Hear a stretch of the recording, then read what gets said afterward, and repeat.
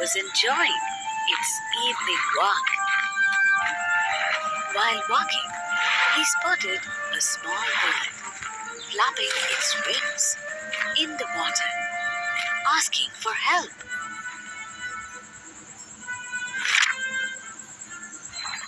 The turtle knew right away that it was a dove, and it got its wing stuck in between the stones of the pond. Without hesitation, the turtle went to help the dove.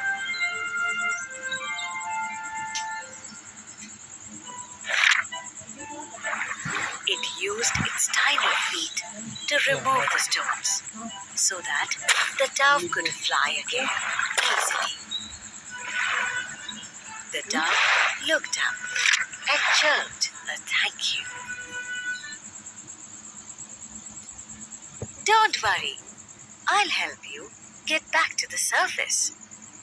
The turtle